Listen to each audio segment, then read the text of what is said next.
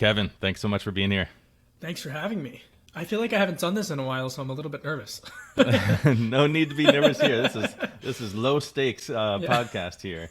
that's what they all say. But we are going to talk about high stakes problems. So I Yeah, thought one of the conversations we could discuss is globalization, and one of the threads we could pull on that is supply chain to start. Since I'm as a technologist, I get pulled into conversations talking about how can technology help supply chain. But I'm a firm believer that technology doesn't drive progress, problems drive progress, and only people changing or large groups of people changing really drive progress. Let's start with that. With you're at the intersection. You're not only at the intersection of diplomacy and policy and technology, but you spent a lot of time with people, on the yeah. campaign trail and just observing them. So I'm curious, some of your thoughts as far as how big are the problems facing globalization right now? What are some of the challenges with supply chain? Well, they're massive. But I also think that means that there's massive opportunity. And so I remember, and you alluded to this, but I really kind of got my start as a print journalist. And that's what I studied when I went to Penn State University. And as you mentioned, I was embedded on political campaigns, and in particular, the 2016 Trump presidential campaign. And so I would travel all around the country. Like I wouldn't even know where I was half the time, but I would see up close and unfiltered the American workforce. And just I didn't really know it at the time, but I could sense that it was in the middle of radical transformation. And all of the globalization and all of the technology and the different geopolitical shifts that kind of feel like tectonic plates moving and reverberating in real time that perhaps we don't always see because it's so disorienting sometimes, but I could sense it. And so as I developed my career, I really have always been interested in policy, whether it's financial services, but in particular trade policy. And to be blunt with you, the US-China relationship is a lot more complicated than just soybeans and sorghum. It's technology, it's semiconductor chips, and it's at the forefront not just of national security, but global security. So I really feel like I've been embedded on the digital frontier these last few months to really develop and learn and listen from the experts about the problems that we face, not just today, but the problems that we face not just in the United States, but from like-minded strategic partners in order to meet the future of where this is all headed. Yeah, and those problems can really sneak up on us. I feel like some of the challenges we face, I sometimes hear the people beating the drum of globalization is bad. And I'm kind of the thinking it's not good or bad. It's just kind of how are you leaning into it and It's how a are moot you point. managing it? I think that's such a great. I mean, I always would say when I was covering politics, it doesn't matter if I'm a Republican or a Democrat. My job is to report the news. Well, it doesn't matter my position on globalization or the contours of nationalism versus globalization, but let's just look at the environment that we're in right now, and it's a global environment, and increasingly it's going to be out of this world. And I think that you're seeing that with so many outer space exploration companies that are at the intersection of a public-private partnership. And so I think, again, to really hone in on those dynamics and to understand them is something that not just Washington policymakers struggle with, but I think how all of these different worlds communicate, whether it's Washington with Silicon Valley or Silicon Valley with Beijing or the United States with our European allies, all of that feedback loop and sometimes separate feedback loops, that's where I think the future focus for the conversations of the next, at least in my lifetime, are going to be centered. Yeah, and the challenge is there are some executives that they're, because of their industry and their business, they're forced to think about policy. They're forced to think about the global impact. But there's others that are just so damn busy running their business, they can't really think about it. And they're just driving for efficiency. They're driving for the best bottom line they can possibly have. But that's where you run into problems with globalization, because you're not looking forward into where this is going to go. I've been digging more into the concept of tech statecraft. And, for the audience, maybe, can you talk about that, what that is a little bit? I feel like that's part of my job now, is to be like the translator in chief for all of these complicated. There's value in that. Well, hopefully. Look, I think at a very simple level, talking to a Bloomberg terminal audience, so to speak, it's really the intersection of geopolitics and global companies and technology that's driving inclusive innovation for the future and advancing freedom on the digital frontier through an alliance-based approach and like-minded strategic partner-based approach. But from like a everyday person communications, I think when people think of tech, they think of their smartwatch, or they think of their cell phone, or the laptop that I'm on with you right now.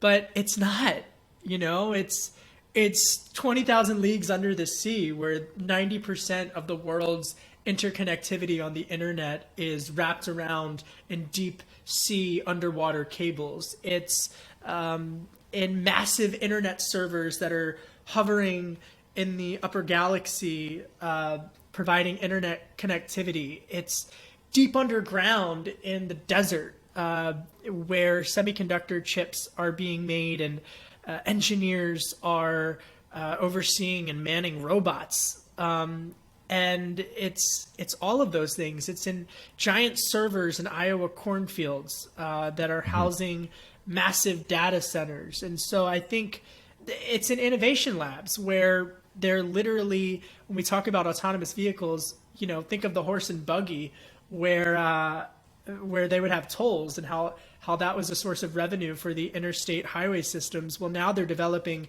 highway systems that will actually, get this, be able to charge your vehicle when you're driving. The road will become your gas station, Nice. And so I think that's what tech diplomacy is.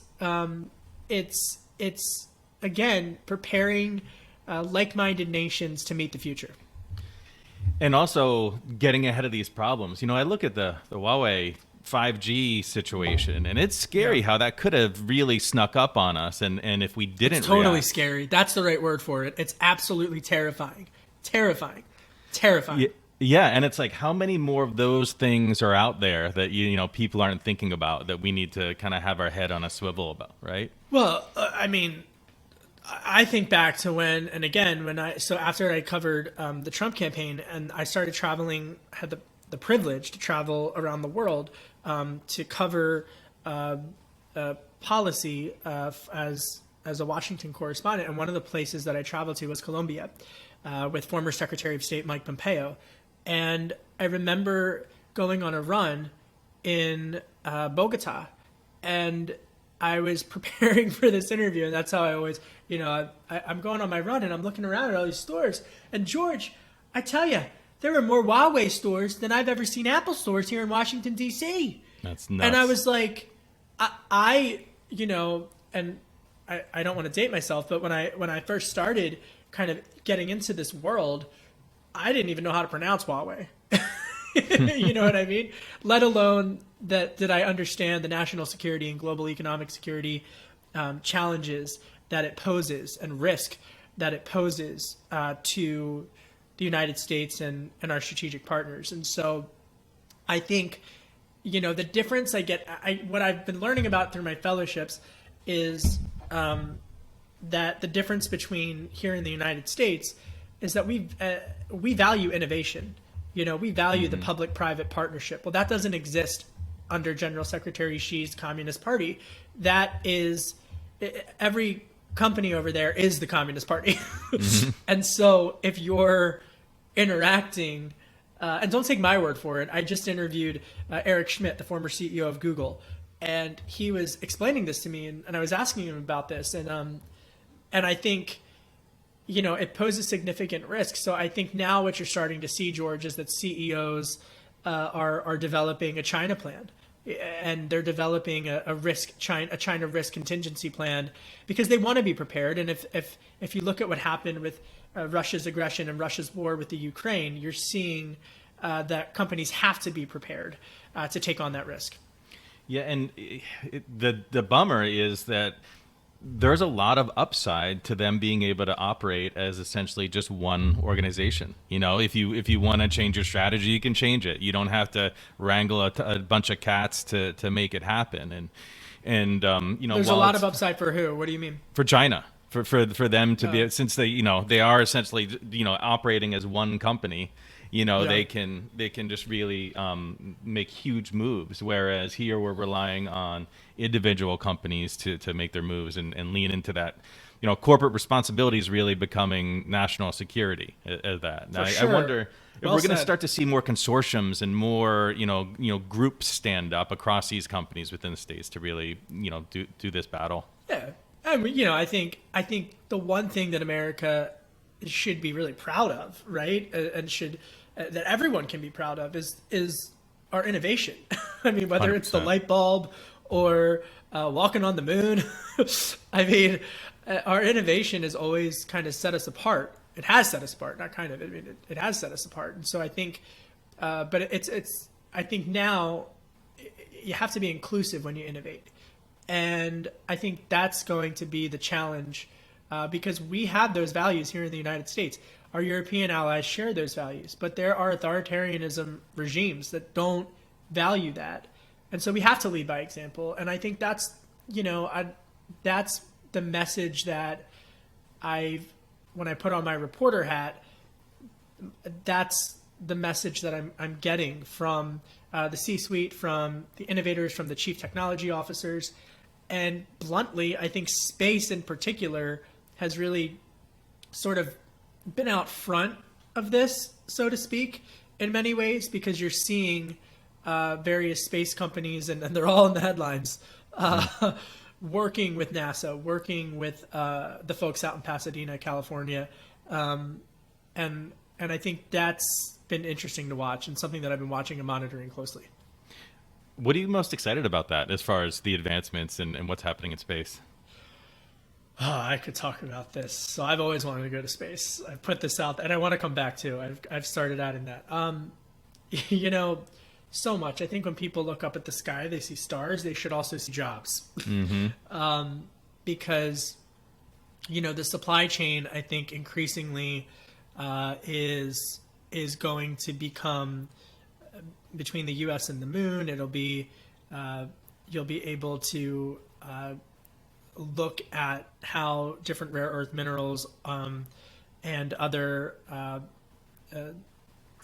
properties of various rare earth minerals transform when they're at certain levels in outer space and different places. And so I think, I think there's just so much potential and so much that the middle class and working class Americans can be trained for to innovate. And I think it's exciting, and I think again, it's something that folks should feel excited about. Yeah, I mean, we're now just at the point where we actually have a ship that can, in theory, take us to Mars, right? And, the prospect of asteroid mining is really exciting when we talk about all the challenges and the conflict that occurs with rare earth minerals that we have to get here. And water. I mean, look at the water in particular, Yeah. and being able to have different water reserves and energy propositions, so that we can value our planet from an environmental standpoint as well. And so all of that should be inspiring. But space has to be inclusive. It can't just be something that billionaires get to go to. It has to be aspirational, but it shouldn't. No one should be outpriced. And I think that's got to be part of the conversation as well. Yeah, and what I get excited about is with all this advancement, like you said, there's more jobs. I get in so many conversations where there's this concern of automation. And I know you and I talked about this a little bit before, that it's going to get rid of all the jobs. But with each new advancement, first of all, I think that takes way slower than everyone thinks. And second of all, I think with each new advancement, there's so many more jobs and opportunities that come up. Well, I mean, this is what I was. What is it? The Gutenberg Bible. I mean, I think that might have put some scribes out of work, but it also created other jobs for printers and printing presses. And so I think when you look at it from a historical analysis, and I'll put on my Doris Kearns Goodwin cap, who I love, historically speaking, innovation has, when the mission of innovation has been to be both inclusive and to innovate, America has found success. When the mission has just been to make a buck, well, you might make a few billion, but then your bottom line has other repercussions that are hurtful to the larger environment. And so I think if the rate of innovation for transforming the American workforce can keep up with the technology innovation of automation and other technology that we've seen emerge, that has to be in balance. So you can have the best technology in the world, but if you're not training the workforce for it, then of course you're going to leave so many people behind, and that can't happen. So the conversation has to be in balance, but it shouldn't be something that people shouldn't fear innovation when it's mission focused and coming from a place of, again, inclusivity and innovation. Yeah, I mean, because technology is supposed to help humans. I feel like it's such an obvious thing, but I feel that we all forget it so often. I'm curious though, like when you say inclusivity and innovation, I'm curious for you to expand a little bit more on what that means. It means that the jobs have to be able to be pitched to everyone. And so if our education system is flawed, if our education system at every level, when I was a kid, I'd watch Bill Nye the Science Guy. I mean, that guy told me about all these different jobs that I had no idea that you could apply for. But if the education system is not training folks, if we're training people to make cars with motors when we should be training people to make cars that are autonomous vehicles, or the chips in our phone, or going to space, as you mentioned, to mine, that has to keep up. Otherwise, the workforce is going to miss out. I mean, to your point, I'll never forget, as part of my fellowship, they put me in Arizona. I love Arizona. It was hot as, can I say it was hot as hell? Yeah, you sure can, because I bet it was. It was genuinely hot as hell. And it's a dry heat. That's nonsense. It's such nonsense. I love Arizona. By the way, I love Arizona. It's genuinely my second favorite state in the union after my home state of Pennsylvania, great Commonwealth. But they put us out there, and they put us on like a bus, and like you're you're genuinely in the middle of nowhere desert. No clue where I am. I go deep underground. They put me in like a I Love Lucy white chocolate suit thing where she's in the factory, the hairnet, the gloves, the massive goggles. I mean, it was really remarkable, all to keep dust particles out. That was the intention, is so that they were building semiconductor chips deep underground, and no particle of dust could get in it, because if it touches the chip, then it screws up your technology. So, but what I learned was two things. First and foremost, there were engineers there. I come from a family of engineers. My dad's an engineer. I have a sister who's an engineer. And they were legit manning the robots. Like, I felt like I was in Honey, I Shrunk the Kids almost, because there were these massive robots that were developing all of these semiconductor chips, and there were folks monitoring them. And I'm like, these are high-tech jobs. These are high-tech manufacturing jobs. I didn't know these jobs existed. And then the second point that I would raise is that you can't look at the chip issue and not feel that chips are the new oil, because they are. I mean, the demand for chips, even in my lifetime, I'm 32, in my lifetime, it hasn't gone like a gradual hill. It's like a vertical line of demand. Yeah. Because there's like, 5 or 6 chips in a smartphone. There's a couple hundred in my laptop, a couple more hundred in my Peloton, a couple thousand in an airplane, multiple thousand in a Musk space rocket. And so, that is, I think, without question, one of the most important defining high-tech issues of our time. And it presents so many challenges. And I think the public really needs communicators who can get out there and explain it in a very simple way, and also in an optimistic way, so that people understand what's at stake. Yeah, it just makes it that much more important for us to be investing in the education systems to stay on top of these things. I remember, even me when I was back in high school, getting that list of jobs that you could do, and nowhere on there was hedge fund manager, by the way. I wish someone had told me that was a possibility. But, Well, the hedge fund guys, they didn't want it on the list. but the job I've been doing for the last 20 years certainly wasn't on it. Like digital strategy wasn't. just wasn't even on there. And that wasn't that long ago. And so it's a challenge to keep on top of it. And so we see like the top companies that are, I see them investing in tech statecraft as well as education, and they have their own outreach programs. But where I get excited is around that middle market, the lifeblood of the country, because this is, they're companies all over. I'm sure you encountered a ton of them when you were on the campaign trail.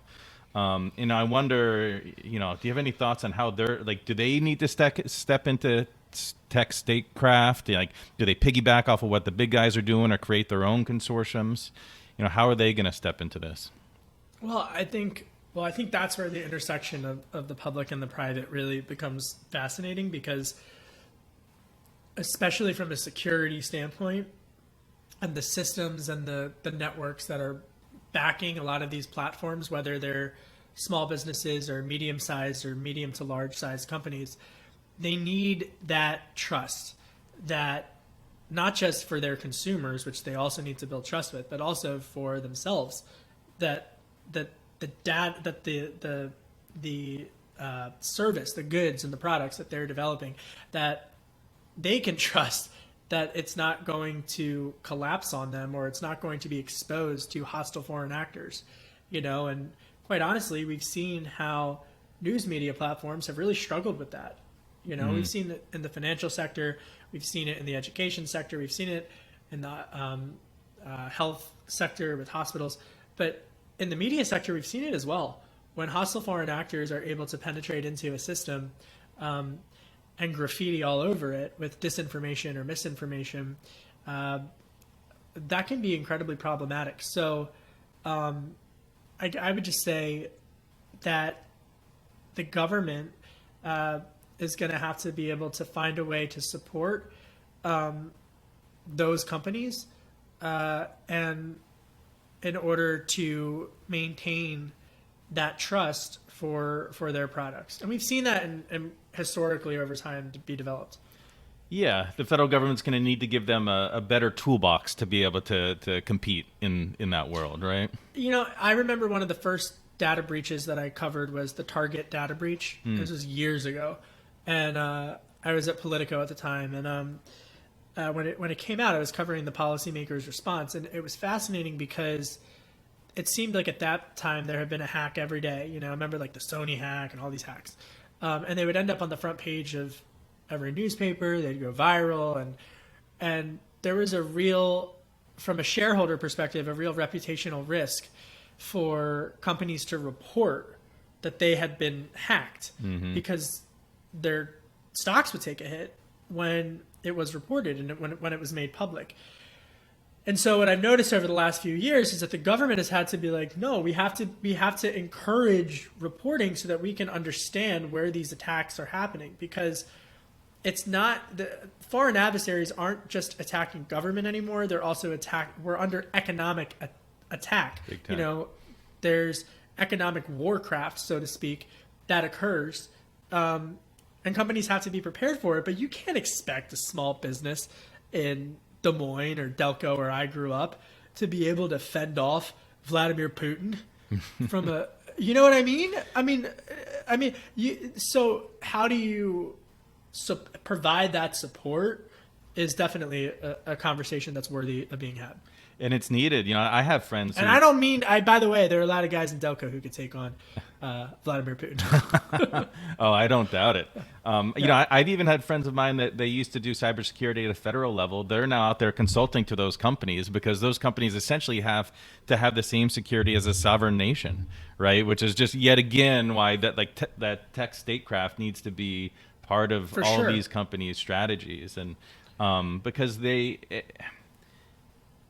they it's not just social impact, it's national security. And I know those companies, they really care about their country, right? They care about their people and they want to do it. They just need to, some of them are, third generation family businesses. They just don't have the resources to be able to step into those. But we've done it before. And I think I totally agree with you. And I think you're spot on.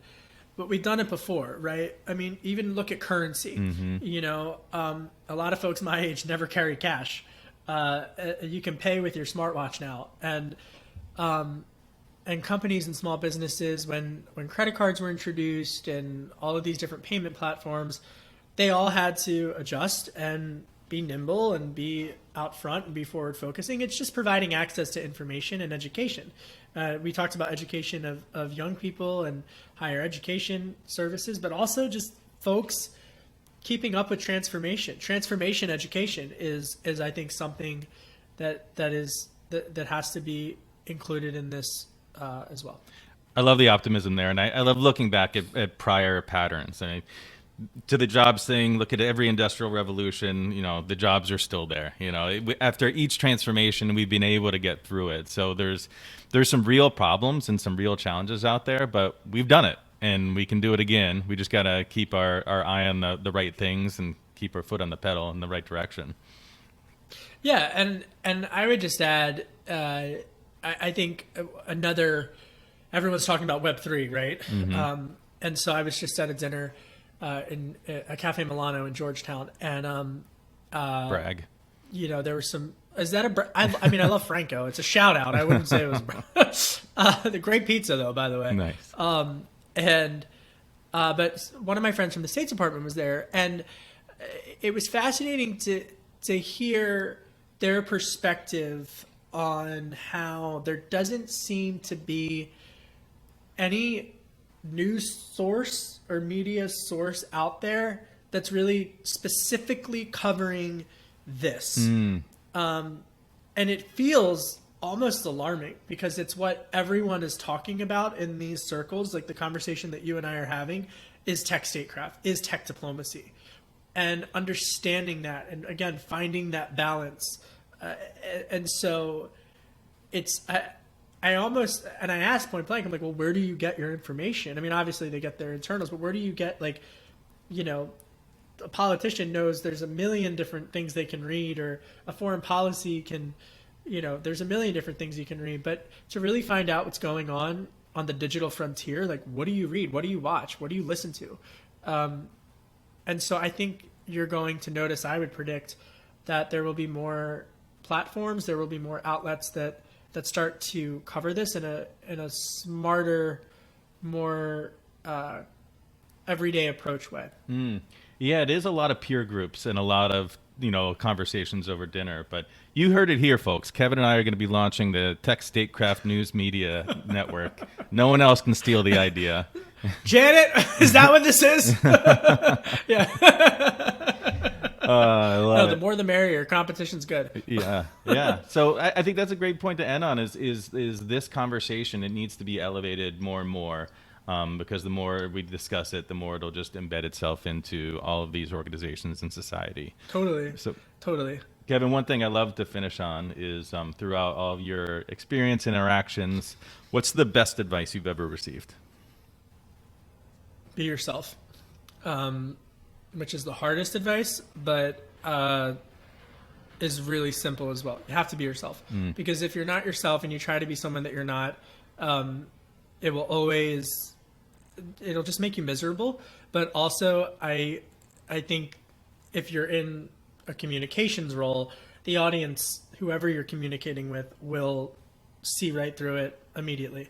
If you try to do the whole, if you try to do the whole robot thing or the whole, you just gotta be yourself. And I think it's funny because the person who gave me this advice was just like a media booker 10 years ago in DC, and I was going on TV for one of the first times ever. I was so nervous. First of all, I looked like I was 12 and I was so nervous, and she just looked at me and she's like, be yourself, be yourself, be yourself. And then I would say the second best advice I ever got was from one of my favorite teachers, my English teacher, who told me to keep my chin up. Nice. Well, I only asked for one, so I'm going to edit out the second one. Yeah. No, Right. they're Sorry, both. Mr. Roper. Oh, poor Mr. Roper. We'll keep it in. I think they're both great advice. You got to keep him, Mr. Yeah. Roper. I mean, he's a great guy. He's a great guy. Wonderful. Kevin, thanks so much for being here. I really enjoyed it. Thank you. Thank you so much for having me, and congratulations on the success of your podcast. Thank you.